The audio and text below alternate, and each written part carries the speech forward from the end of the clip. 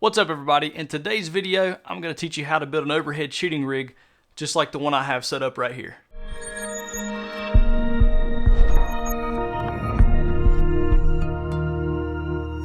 What's up everybody? My name's Zach. Welcome to TechGear. Here on the channel I cover technology. I do some tech reviews, gear reviews, as well as the occasional vlog. If any of that interests you, make sure you subscribe and hit the bell notification, that way you know when there's a new video on the channel. If you've been on the channel for a while or have seen any other overhead shooting rigs, I've made quite a few myself. I've made some really big setups where it costs a lot of money and it takes up a whole lot of room, and then I've actually narrowed it down into something like this, which is extremely cheap, as well as the best option for a confined space, because I have a small office here.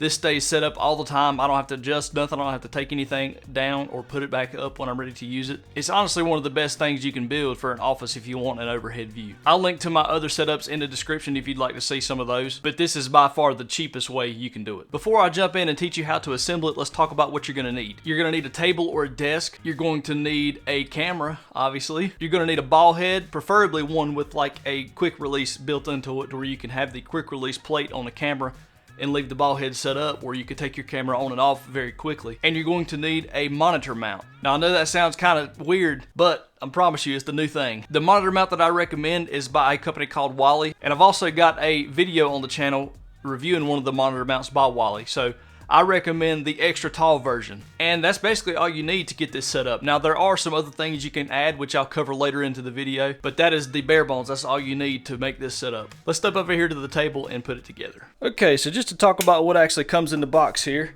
I have a brand new one. This is the extra tall version articulating single monitor desk mount from Wally, and it's from 13 inches all the way up to 27 inches high, and that is off the actual desktop height that it goes up, so it can get very tall. Got a small box here that has the hardware in it, so you get some tools, some extra little different mounting options. This is for how you mount with a screw into the desktop, so if you want to bolt it to the desk, that is your option there. This is what we need. That is the clamp, which actually clamps it to the desk, which I assume will be most people's idea of mounting. Right here we get some different monitor mounts, which is, you know, just stuff that comes for the monitor. We don't need any of this. If you bought one of these, you have other plates.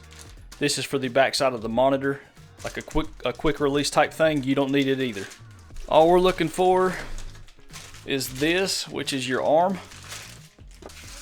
and the pole, which is made out of two different pieces. So there is the bottom portion, and here is the top portion.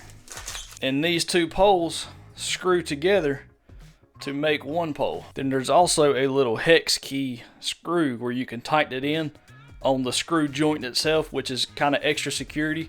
We're going to need the two black G screws right here, and you're also going to need these 3 F screws.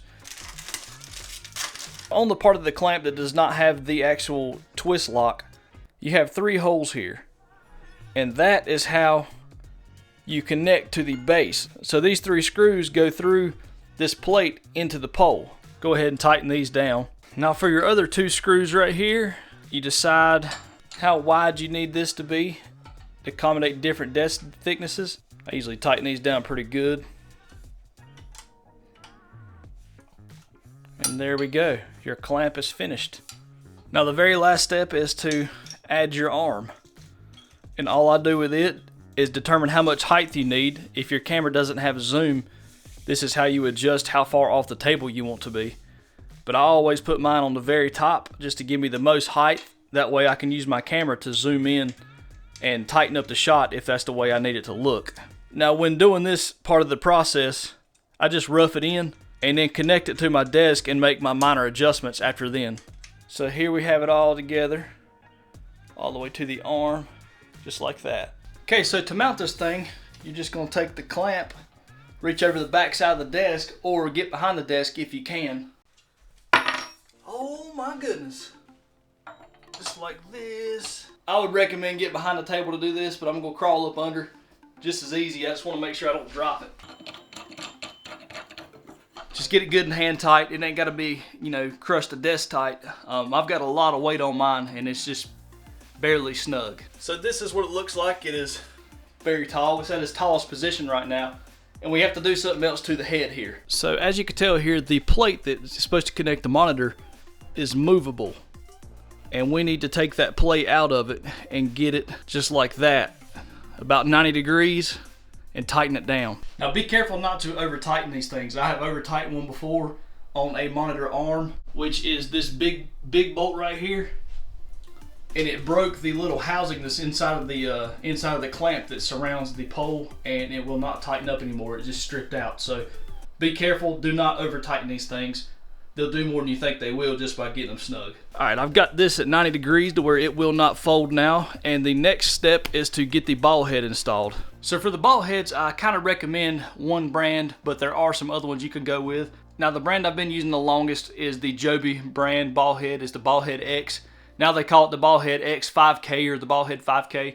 It's extremely heavy duty and really durable, and the quick release plate holds up over a long period of time. I've been using them for a long time, so that is the more expensive option. Now for about $20 less, you can get a small rig brand that does all of the same things that one does. It's just a cheaper price, but it is about half the weight, probably about half the weight rating that thing can carry. Then there is also another cheaper one that I'll list down on Amazon. I've got one holding a light up right now, but it's just an extremely cheap option, probably around $20, but it'll do the job. Now both of these have a 3/8 thread in the bottom of the ball head, but we need it to be 1/4 20, so we're going to use this little adapter here and screw it in. That way it kind of adapts the size down smaller, allowing us to mount it to the arm up top. Now for this next part, you need to install the little screw adapter first onto the screw on the monitor mount. If you don't do that, it'll run it all the way up in your ball head and you won't be able to get it back out. You have to use a screwdriver, so just put it up there first and you're good. Now tighten this thing up and you've got yourself an overhead shooting rig. And by turning this right here to 90 degrees, you was already set up for your ball head. So if you don't have this little cutout to 90 degrees your ball head, then this fixes that issue. And I also left just a little bit of tilt going upwards, and that's so when you put a little weight, put your camera weight on it, just brings it down to where it's just level perfectly. So now let's add the camera. All right, so I've got my A7 III here. It's a pretty heavy setup. It probably bow the arm just a little bit, which is why I left that little increase in the elevation of it. Tighten it down. By putting the camera up there, it weighs a little bit. It brought the arm down to where it's pretty much perfectly level now. So I have adjusted the arms here, but I still am not centered with the table.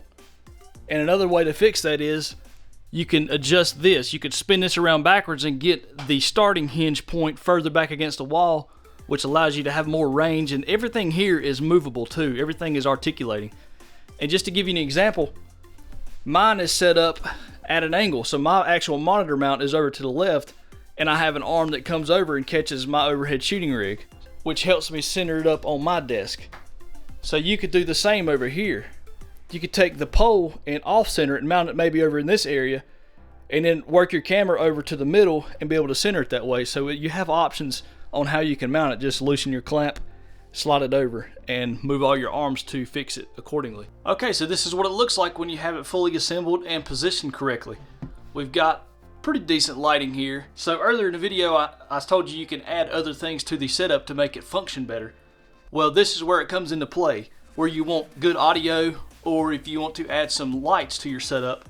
I have one over here to the side. If I turn it off, you know, it gets a little darker. So there's different accent lighting you can do. But something I recommend doing is getting some magic arms. So they look like this. And if you take a small rig brand articulating arm like this and pair it with a small rig like mini super clamp, they just screw on. Then you can mount this to the monitor arm, which is right behind your camera. And you can take this light like this. Say you have it bolted to your monitor arm, then you can articulate your light pretty much wherever you need it on your desk. So just a quick sample, this is what it could look like. It could bring extra lighting up here to your desk. Off, on. So that's something you can add to your setup. Two of the lights I recommend, one is the Aperture MC, which is the one I primarily use all the time. The other light is a cheaper version, and it is from Viltrox.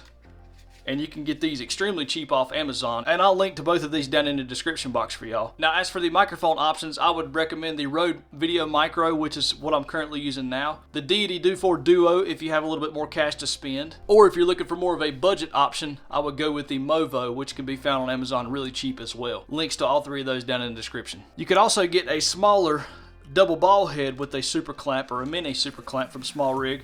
Now, I typically use this for the lightings, so I can add the light to it and have it kind of up against my setup where it's not hanging down in the way.